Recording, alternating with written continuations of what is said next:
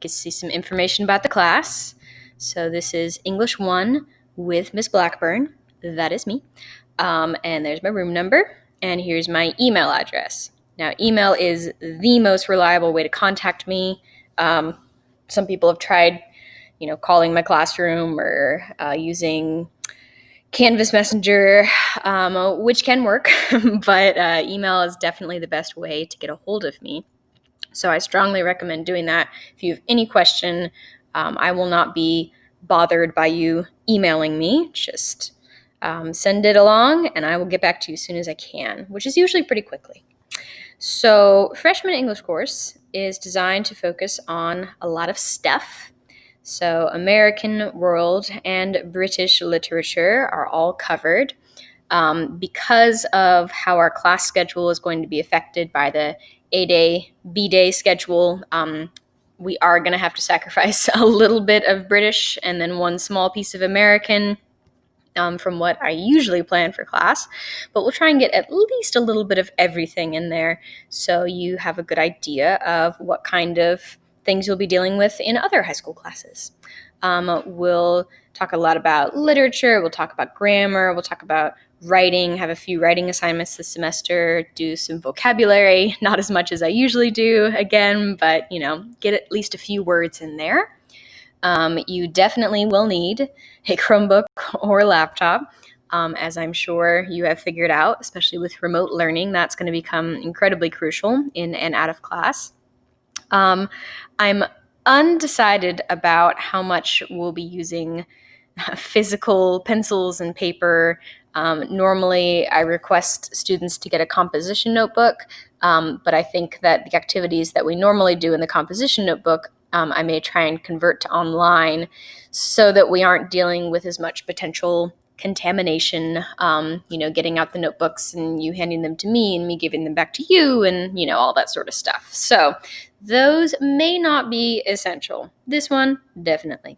Also for in-class work, if there's ever a time where we are having some free time to work and I tell you guys to work independently, then a lot of people like to listen to music, but obviously not everyone may like your music. So please use headphones if you want to jam out while you're working. Okay, so normally we begin class with some warm-up grammar stuff. Again, that may be a little bit affected by our schedule, but I'll try and at least get a little bit of that in. We study all sorts of literature, poetry, short stories, novels, plays. We will have some writing assignments. The typical absence policy is up to 3 days to make up work. I do anticipate being pretty flexible with the coronavirus crisis, especially if you become ill with the coronavirus or other illness, or if you have someone in your family who becomes very ill. So we're going to try and be very flexible on that. As long as I can see that, you're doing what you can, then we'll try and work it out. Let's see. I do anticipate that we'll still be sending progress reports home at the normal time, but I will try to keep Power School as updated as possible during the madness of the semester.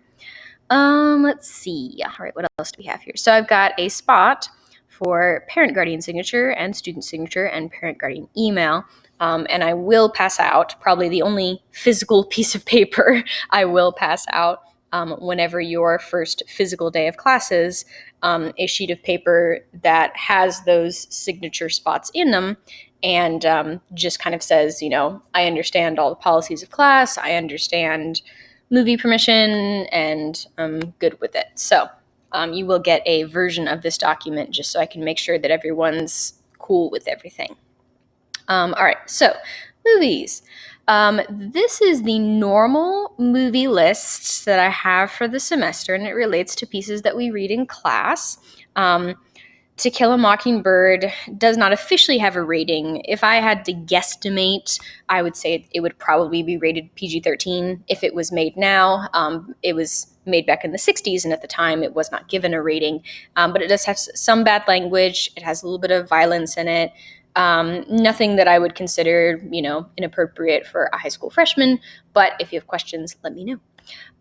Then The Odyssey will not show the entire thing, but I will show quite a few pieces of that.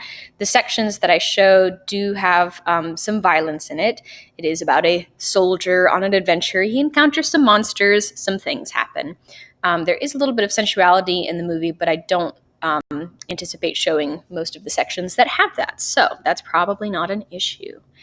Now, the one that's probably going to get cut, Romeo and Juliet, unless something magical happens with our high school semester and we're all able to come back in person and I'm able to have some of the time that I anticipate losing, I don't know if we're going to make it to Romeo plus Juliet this semester, which is sad, but things have to get adjusted. Otherwise, it would be overwhelming for you guys this semester with the remote learning and everything.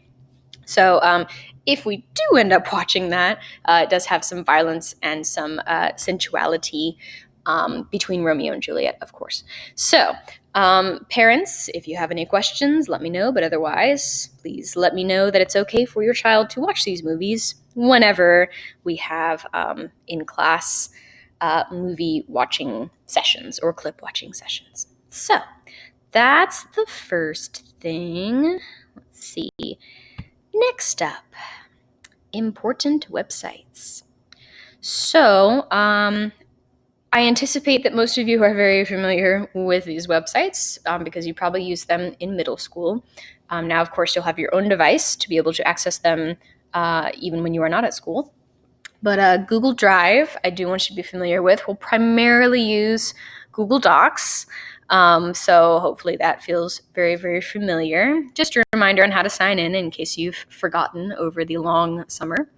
And then Canvas we will use very often, and especially with remote learning this semester, I'm going to try and post everything in this one central location so that you aren't having to navigate between various different websites to figure out what to do for class. So so those are important websites.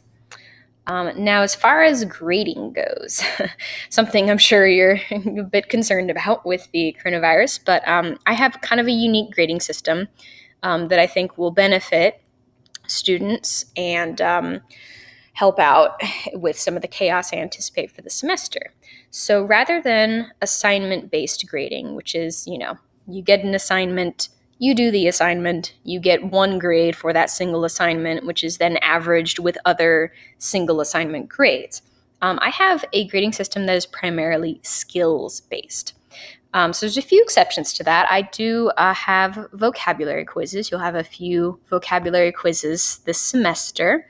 And those quizzes are retakeable if something very disastrous happens and you didn't get a chance to study or you blank out on the words, then we can definitely do retakes on those.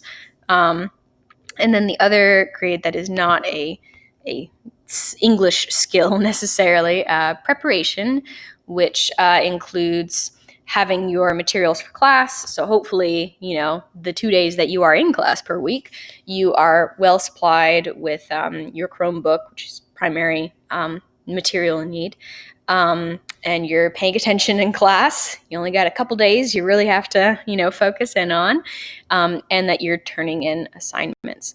Now, normally I do count off for turning assignments late, and I think that after a certain point this semester, that I will put that back in place maybe. But for now, as we are starting things and adjusting to this new school schedule, I'm going to be pretty generous with late things and try to be flexible and work with you guys. So the skills that I was referring to, so this is 80% of your grade are these skills, this performance category. Throughout the semester, whenever you get an assignment, you will get a score or multiple scores for that assignment, and those scores will correspond to these skills. So let's say I ask you to write an essay. You have an essay assignment for the semester. When you get your feedback for that, you will get a score for grammar, and that score will just focus on how well you did in terms of grammar on that essay.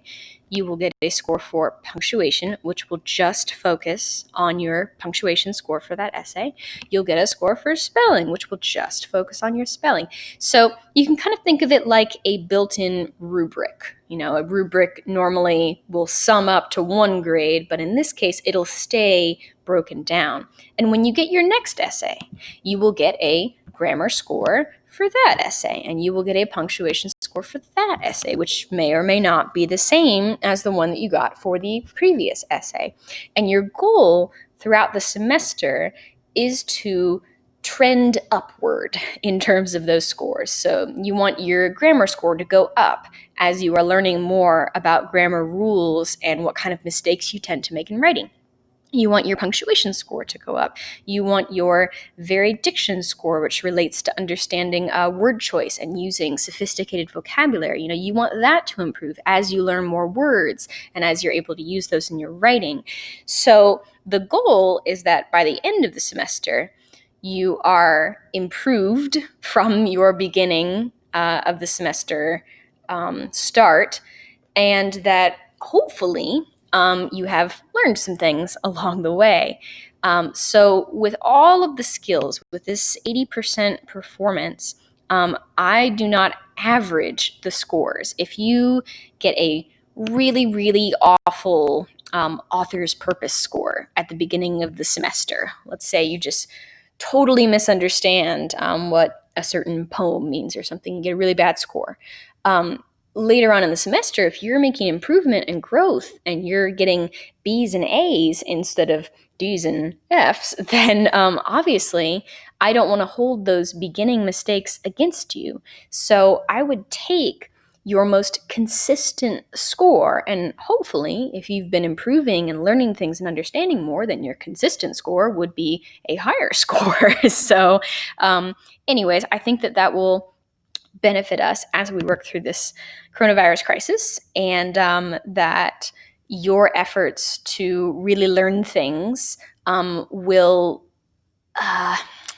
eliminate penalties for silly mistakes and misunderstandings along the way. So anyways, I will let you look over this grading scale on your own and learn a little bit more about what kind of skills I'm looking for. And as we do our first few assignments, I will definitely try to let you know, well, this score is what I'm looking for. So you kind of know what sort of skill you're pulling out of the bag. Okay, grading conversion. So in order to make the scoring a little bit more holistic, rather than giving out a score from 0 to 100, I, using the skills-based grading, will give out a score from 0 to 4.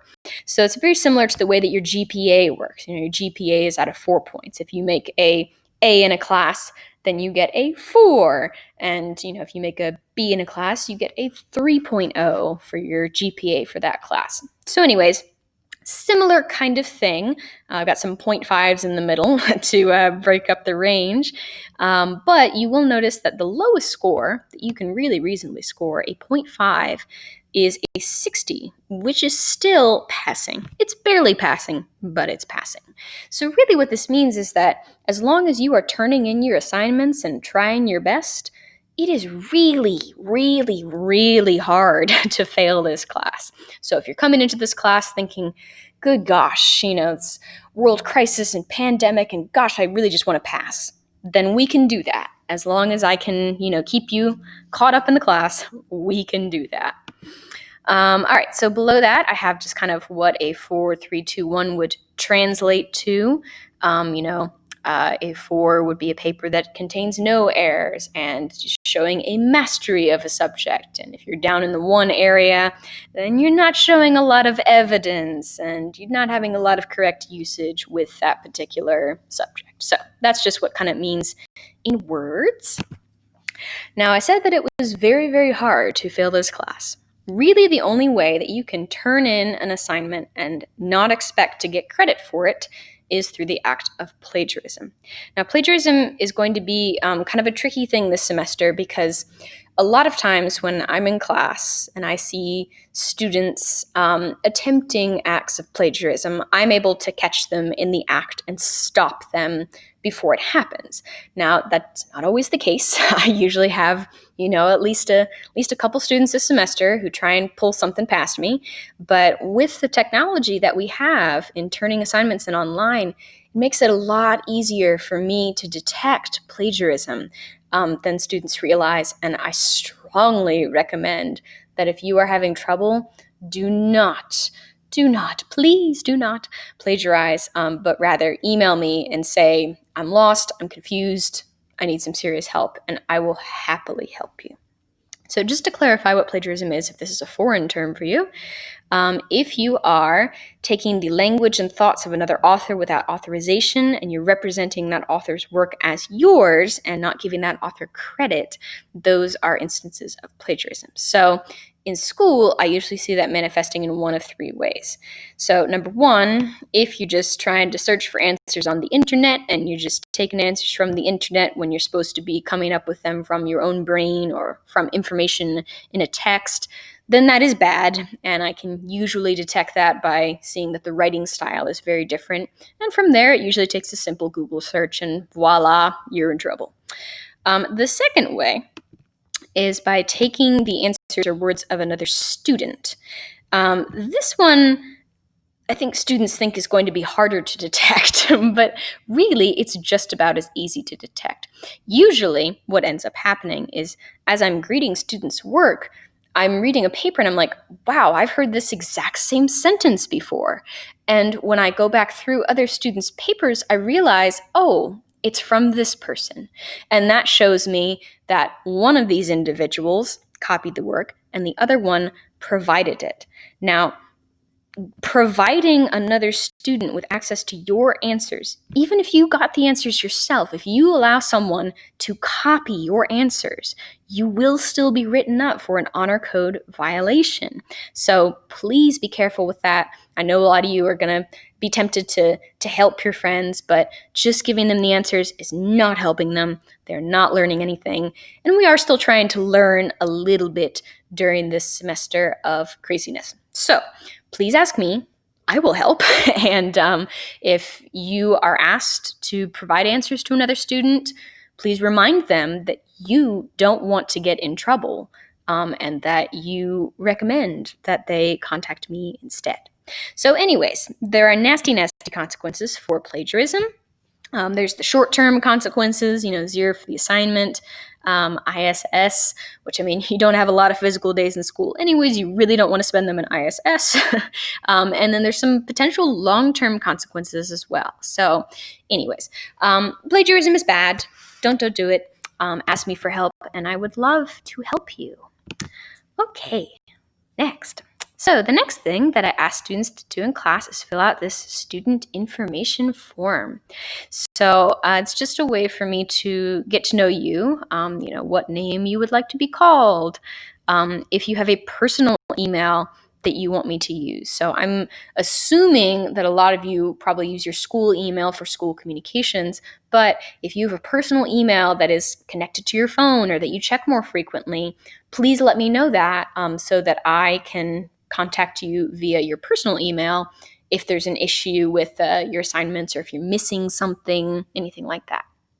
All right, so if I need to get a hold of you or let an authority figure know about your grade in the class or anything, I need that information. I know Power School has a lot of it, but as we discovered last semester, not all of it was accurate, and it wasn't always clear who exactly I should contact. Some families, you need to talk to mom, she handles all the things, or you need to talk to grandpa, he handles all the things. So the best person who I need to contact for you, please tell me that. And if you're from a family where some of your family members do not speak English, please let me know that. I do speak a little bit of Spanish, so I tried to communicate with Spanish-speaking parents as well, so they knew what was going on in school. Or I can find a translator if my Spanish is too rubbish for communication. Let's see. And then their contact information. If they have an email address that they check, that'd be great. I love to be able to just, fire off an email whenever there's a problem. But if phone is better, then let me know that too. I definitely need to know if you have reliable internet access at home. If you do not have reliable internet access at home, is there somewhere that you can go? Can your sister drop you off at the library, or some way to access the internet? Because while I will make all accommodations that I can, it's definitely going to be difficult to do a lot of things without internet access somewhere. If internet access is just difficult, then I can be flexible and work with you. If it's non-existent, I definitely need to know that so that we can make plans. Okay, and the last thing, tell me a little bit about you. So something to make you distinct and unique and stick out in my brain. So hopefully I learn your name before the end of first quarter. But yeah, so anything at all, feel free to tell me as much as you want. And then once you filled all that out, please press submit. And that should hopefully send me a copy of your responses. Okay. The next thing that we do on the first day of class, a lot of students have their Chromebooks with them on the first day of class, so I usually try to do a little bit of internet stuff. So the first thing that I try and have students do is submit a document on Canvas. Now, the annoying thing about Canvas is that it does have a lot of options for how to submit documents, and you may not be used to the way that I prefer that you submit them if you had a teacher who did it differently before. So I have this very, very step-by-step document for how to give me access to the document and how to get it into Canvas. So for the test assignment, which is what we'll be doing in class on the first day, you can use any document. It can be a totally blank document. It can be a document from an assignment you did last year. It does not matter to me. But in your Google document, you will click the blue share button in the top right corner. That part I'm sure you're probably familiar with. Now, in the top right corner of the box, you may have never noticed, but there is a spot where it says Get Shareable Link. And when you click that, it tells you that you can copy the link. Now, the link, the website URL, that's what you're actually going to submit on Canvas. So if you forget to copy this link, then it'll create a little bit more work later on.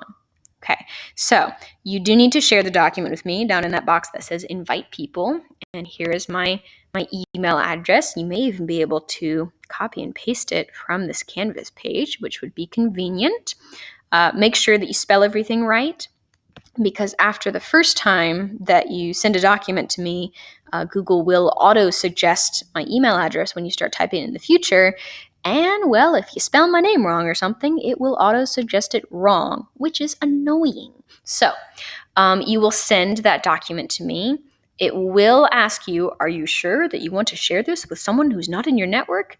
And you will say yes. If you do not click yes, it will not share the document with me. So you definitely want to do that.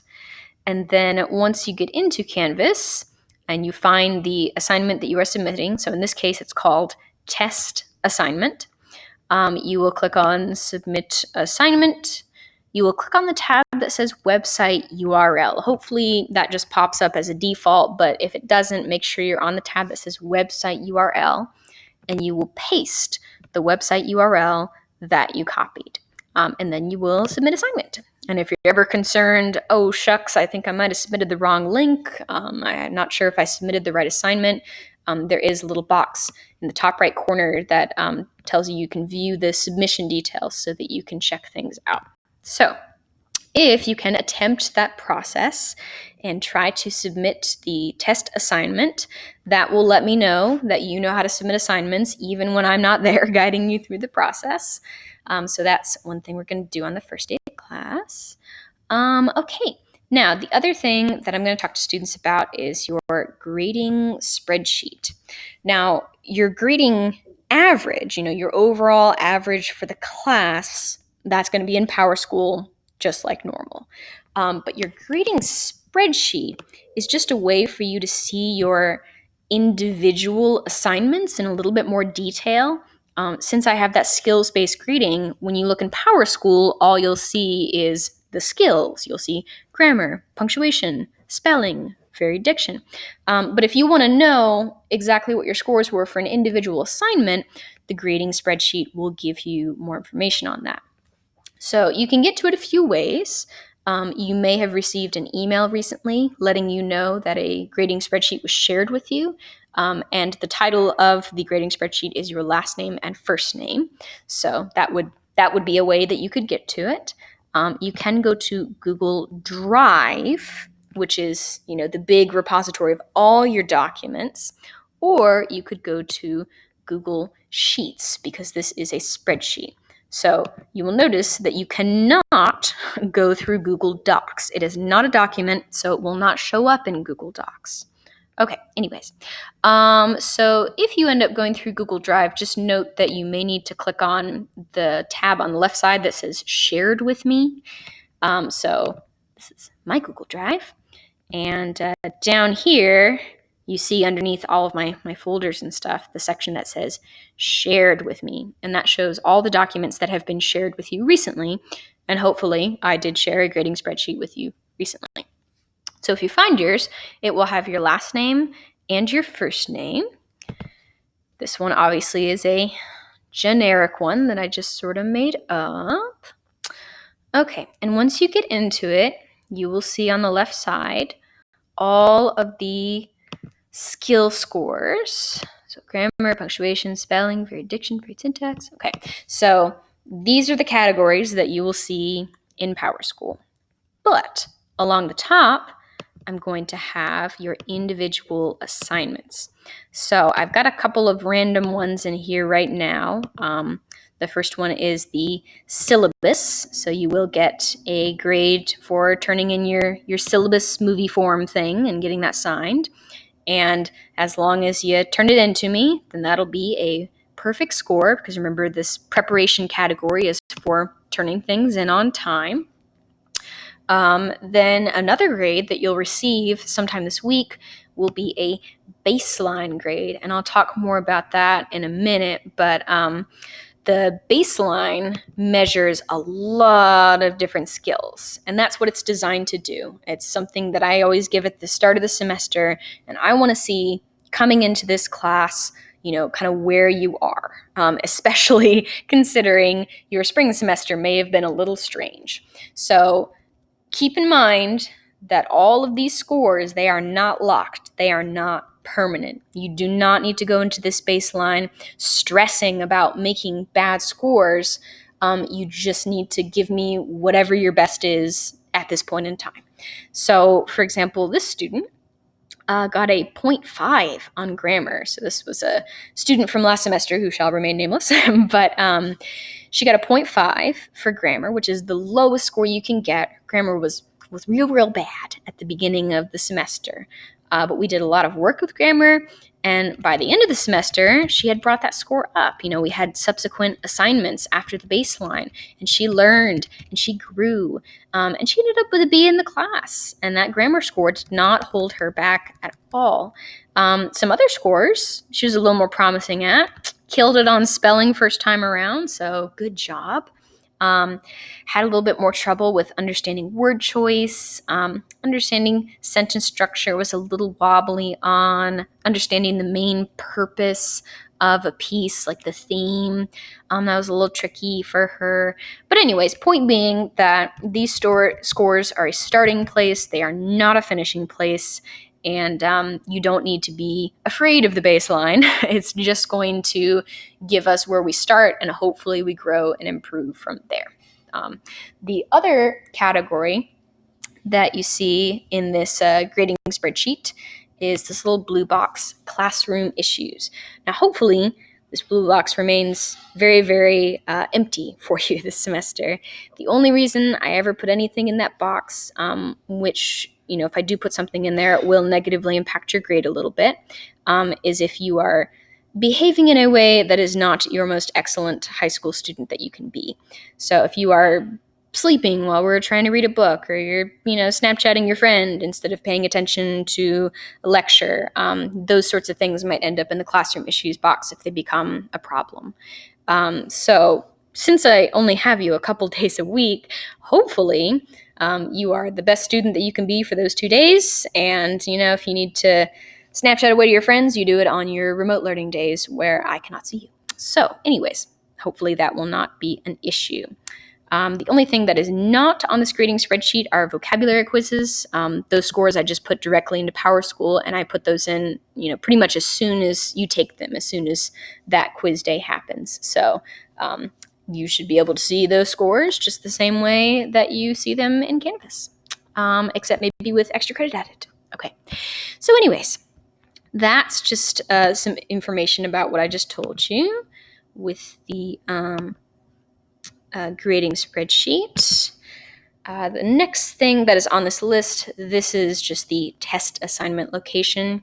So that kind of sample, potentially blank document that you are submitting just to show me that you know how to submit things, that will go here. This is the teacher view. Obviously, yours will look a little bit different, but hopefully you will figure out how to do this by the end of our first week. Okay. Next up, grammar book in a page. The other thing that I'm going to try and get us started on the first day, and this will continue over the first week, is talking about grammar a little bit. This particular document, if you click on it, should yield this very confusing sequence of numbers and sentences. At this point, I don't expect you to do anything with this document. I just want to show you that it exists, and that if you need a really concise, short way to understand rules about commas and semicolons and colons, then that would be here. So for now, just know that it exists, and if you're confused about, how the heck to use a hyphen, then you can refer to this document. So that's where that is, and we will use that document, particularly once we start writing essays. But for now, your initial grammar instruction will come with this grammar packet. And I put packet in quotation marks because obviously it's not a packet anymore, but I converted the physical packet into this lovely document. It's very, very, very long. It will take a while for us to finish. You can see the due date on that is September, so we're going to have plenty of time to work through it. I'm going to explain every page, go over most of the pages with you, so it's not something I expect you to do soon or independently for the most part. But my goal for this first day of class is for us to tackle the first few pages. So if you can copy the document, select all of the things, press copy, or if you have issues with your keypad, I've had some students with that in the past, you can always press Control A, and it'll select everything, and then you can just, delete the extra junk that you don't want it to select, and you can copy it that way and paste it into a document. Then I will explain the first few pages. Just a note that anything that's in blue is something that you need to pay attention to and potentially make changes. If it's not in blue, then it's typically instructions or directions or information. So I've had some students who would change the color of the text so that they would know, okay, I'm definitely done with this page. I'm definitely done with this section. And that's especially useful if you end up doing any skipping around, but hopefully you're able to proceed kind of in order. You do want to make sure that the packet is complete before you turn it in. If I start grading it and realize it's incomplete, then I'm giving it back, metaphorically speaking. Okay, so feel free to pause me if you're still copying and pasting, but if you are ready, then talk about page 1, which is about writing dates. So a lot of times we don't really have to worry about writing dates. It's not something we have to longhand very often, But there are some rules that go along with that when you're writing out day of the week, month, day, year. So, for example, you will place a comma after the day of the week, so in this case, after Monday, and you will place a comma before the year, so before 2009. No comma in between month and day, though. That is a non-comma location.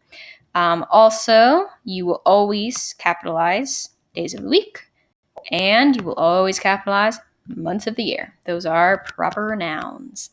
So, this first section, 1 through 6, got some dates. Obviously, they're missing some things, have some problems. All you have to do is fix them. You do not have to retype them unless you just want to, if that works for you. But you can just add in any necessary punctuation, capitalize things that need to be capitalized. You have to make all of the changes to get credit for that one. So make sure you're being consistent with all 6 of those. Then in the bottom section, I've got 3 sentences for you. They all have a date in them. Each sentence has 1 error. So you locate the problem and you fix it so the sentence is correct. So see if you can figure out what the issue is with each of those 3 and fix accordingly. All right, so page 2, once you're done with page 1, and again, feel free to pause me if you want to go ahead and do page 1 and then hear page 2. But with writing addresses, this is another thing that you may not do very often if you don't write out physical letters to people, but there are some rules that go with that. So pretty much every word in an address is a proper noun. The street, the city, the state, they're all proper nouns, so pretty much everything gets capitalized. If you use an abbreviation at the end of a street name, like an abbreviation for street or road or avenue, if you don't write out the full word, you do have to put a period after that. You also always have to put a comma between city and state. And then the city, state, and zip code go below the street address. Some people try and write it out as one big long thing, but it is meant to be 2 lines, well, technically 3 lines, because usually you have the person's name above the address itself. So for these 5 addresses, you don't have anyone's name, but you do have the street name, city, state, and zip code. And again, there's some problems here. So see if you can fix all 5 of those addresses. Okay, so page 3. You may notice, looking at page 3, that there is no blue. That is because there is nothing you have to do to this page, but there is information that you need to have from this page, especially in order to complete page 4, which deals with helping verbs. So the first thing that I talk about on page 3 are conjunctions, coordinating conjunctions. Their job is to link words, phrases, or sentences together. Now, there are 7, which is nice because that's a very manageable amount of things to keep track of. Now, I have them listed here, and, but, so, or, nor, for, and yet. There is an acronym which puts them in a slightly different order, and it takes the first letter of each of these things and allows you an easy way to remember it. And that acronym is fanboys. So I have fanboys here. Some people like to write out the conjunction next to its first letter to kind of have that visual guide, and that's totally fine. Feel free to do that. But the fanboys are the way that you remember the conjunctions, and I will refer to conjunctions a pretty decent amount this semester, so definitely make sure to know those. We'll have a little quiz in a couple of weeks or so to make sure that you will recognize and know how to use these 7 conjunctions. Okay, then verbs. Now, normally when we think of a verb, we think of an action. We think of an active verb: run, jump, swim, fly, things that you do. Helping verbs are a little trickier because they don't sound like an action. A lot of times they're describing a state of being. I am happy. Am is one of your helping verbs, the very first one I have listed here. But it's not really doing, it's just being. I am happy doesn't imply that you're physically doing anything, just that you are existing in a state of happiness. Now, there are 23 helping verbs. You can see this exhaustive list here. And that's a little trickier to remember than the 7 conjunctions. So we have a way to remember it if you're interested. And it is a song. So if you are musically inclined and you're okay with, singing by yourself and feeling a little silly, then you could use this helping verb song to try to remember the 23 helping verbs to make it easier to identify them for the quiz that you'll have in a couple of weeks.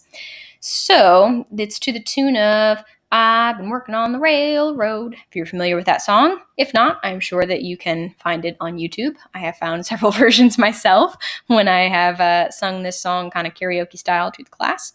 But I learned this helping verb song in 7th grade when I was 12. And I still remember it to this day because we sang this song like every day that year. I do not expect you to sing the song if you are not into songs, but if you are, then you may listen to me regale you with the tune right now. So here is the helping verb song. Am and is, are and was, were, be, being, been. Have, has, had, and do, and does. Did, sing it loud, my grammar friend.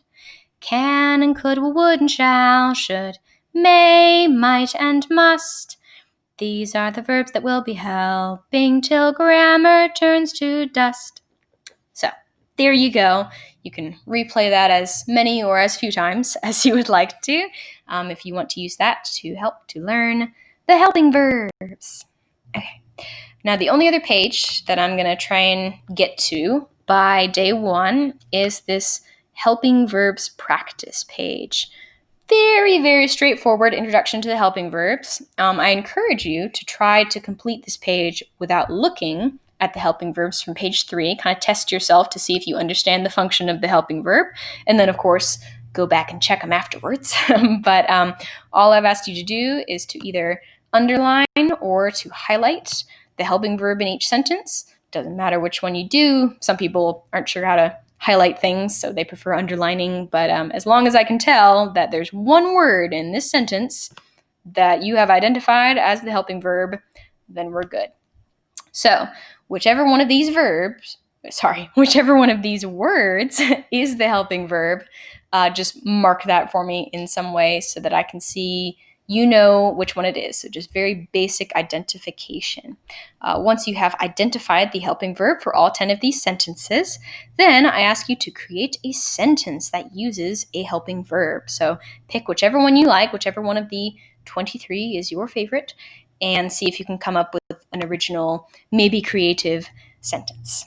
Okay, so that's it for day 1. That is the plan. So if you look under week 2 Monday, you can see I've talked about everything that's under week 2 Monday. Now, the only other thing I just want